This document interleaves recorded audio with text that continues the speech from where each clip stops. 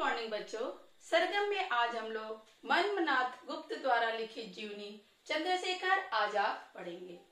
चंद्रशेखर आजाद जिन्होंने भारतीय स्वतंत्रता संग्राम में बढ़ चढ़कर हिस्सा लिया तथा अंग्रेजों के छक्के छुड़ा दिए, ऐसे परम वीर सेनानी का जन्म 23 जुलाई 1906 को मध्य प्रदेश के झाबुआ जिले के भौरा ग्राम में हुआ था। इनका मूल नाम पंडित चंद्रशेखर तिवारी था। इनके पिता का नाम पंडित सीताराम तिवारी था, जो उन्नाव के बद्रका के रहने वाले थे। पंडित चंद्रशेखर तिवारी 15 वर्ष की आयु में काशी शिक्षार्जन के लिए आए थे और यहाँ पर उन्होंने एक कमरा किराए पर लेकर संस्कृत का अध्ययन प्रारंभ किया। प्रस्तुत जीवनी में मनमनाथ गुप्त जी इनके जीवन की एक साहसिक घटना का वर्णन किए हैं। वह घटना कुछ इस प्रकार है। काशी की जिला अदालत जो लोगों से खचाखच भरी हुई है। कटघरे में एक 16 वर्ष का युवक खड़ा है, जिसके चेहरे पे डर का कोई भाव नहीं है। सामने मजिस्ट्रेट बैठे हुए हैं। मजिस्ट्रेट उस नवयुवक से प्रश्न करते हैं, तुम्हारा नाम क्या है? युवक उत्तर देता है, आजाद। मजिस्ट्रेट पुनः प्रश्न करते हैं, तुम्हारा घर कहाँ है? युवक बड़े ही गर्व और निडरता से उत्तर देता है, जेल खाना। मजिस्ट्रेट पुनः प्रश्न करते हैं, तुम कार्य क्या करते हो? युवक पुनः उसी गर्व के साथ उत्तर देता है, भारत माता को मुक्त कराने की साधना। मजिस्ट्रेट कहते हैं, तुम हर प्रश्न का बेढंगा उत्तर क्यों दे रहे हो? युवक कहता है, मैंने किसी भी प्रश्न का बेढंगा उत्तर नहीं दिया।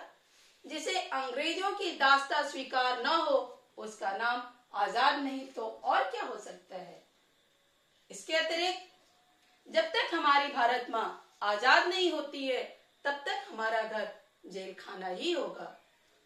जब तक हमारी माँ आजाद नहीं होती है, तब तक हमारा कर्म भारत माता को मुक्त कराने की साधना ही होगी। इसमें हमने किस प्रश्न का उत्तर बेढंगा दिया? इस पर मजिस्ट्रेट एकदम झल्ला जाता है और कहता है, तुमने पुलिस पर आक्रमण किया?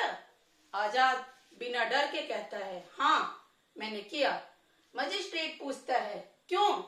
आजाद कहता है, क्योंकि पुलिस जो थी वो बेगुनाह स्वतंत्रता सेनानियों को अपने बूटों से ठोकरें मार रही थी और उन्हें भद्दी भद्दी गालियां दे रही थी। मजिस्ट्रेट उन्हें सजा सुनाता है और कहता है, पुलिस से ले जाओ, इसे 15 कोड़े लगाकर छोड़ दो। पुलिस उन्हें लेकर जाती है और उनके पूरे बदन पर कोड़ों के निशान उतार देती है, लेकिन आजाद के मुंह से एक उफ नहीं निकलता है। जिस समय आजाद को पुलिस कोड़ों से मार रही होती है, उस समय अदालत के बाहर भारतीय जनता फूल माला लेकर आजाद का स्वागत करने के लिए खड़ी रहती है।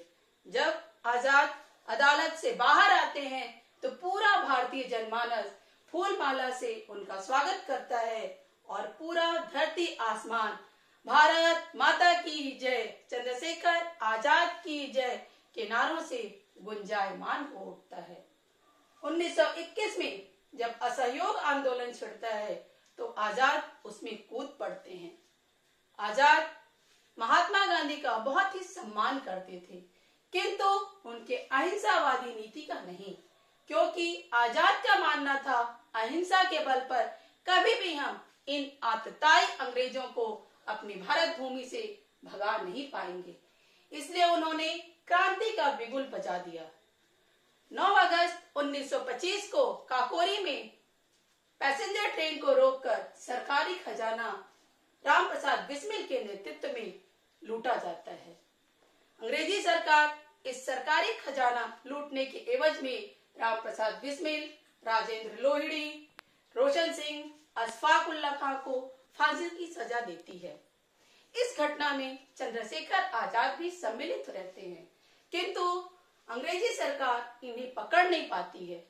अंग्रेजी पुलिस इन्हें पकड़ने का पुरजोर कोशिश करती है, इनके ऊपर तमाम इनाम घोषित करती है, लेकिन इन्हें गिरफ्तार करने में कामयाब नहीं हो पाती है, क्योंकि इनके जीने की, इनके रहने की एक विशेषता थी। वो यह कि यह जंगल झाड़ियों में छिपकर नहीं रहते थे। अपना रूप, अपना वेश, अपना नाम बदलकर यह लोगों के बीच ही भ्रमण करते थे और क्रांतिकारी गतिविधियों को अंजाम देते रहते थे। एक दिन यह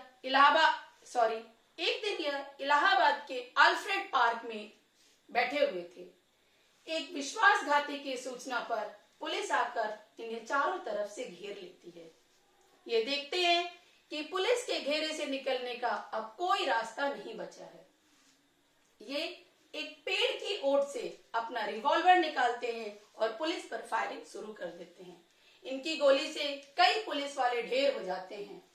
अंत में जब इनके रिवॉल्वर में सिर्फ एक गोली बचती है तो आजाद उस गोली को अपनी कनपटी पर अपने से दाग लेते हैं और 27 फरवरी 1931 को भारत माँ का यह सपूत भारत माता की गोद में सदा के लिए सो जाता है। यह जीवनी यहाँ पर पूरी हुई। धन्यवाद आपका।